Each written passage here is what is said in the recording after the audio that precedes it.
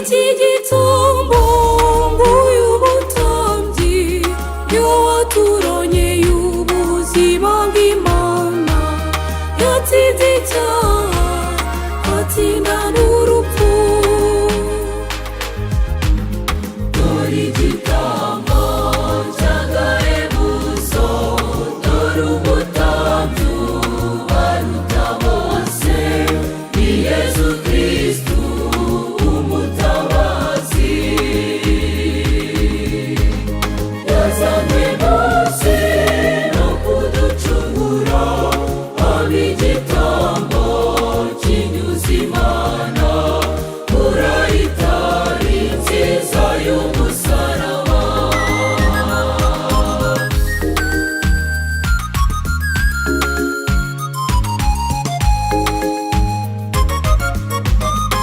Igihe kigeze ngo Kristo yitambe, yafashe umugati awuha umugisha, aha abigishwa be, nimwakire muryeho mwese, n'umubiri wanjye ubatangirwa. Afata na divayi ayiha umugisha, aha abigishwa be, nimwakire munyweho mwese, n'amaraso yanjye abamenerwa. Dore igitambo cy'agahebuzo, dore umutambyi ubaruta bose, ni Yesu Kristo umutabazi. Yazanywe munsi no kuducungura, aba igitambo kinyuze Imana, urayitari nziza y'umusaraba.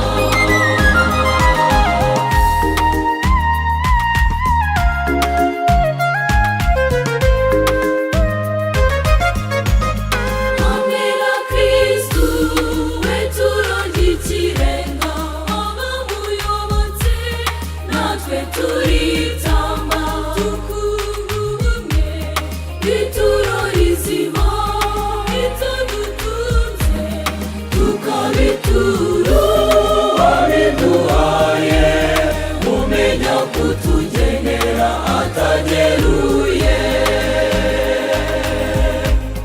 Dore igitambo cy'agahebuzo, dore umutambyi ubaruta bose, ni Yesu Kristo umutabazi. Yazanywe munsi no kuducungura, aba igitambo kinyuze Imana, urayitari nziza y'umusaraba.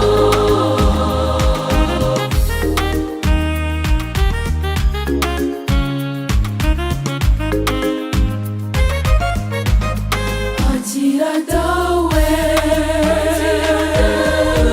ushobora byose, akira ituro maze urishime, maze urishime.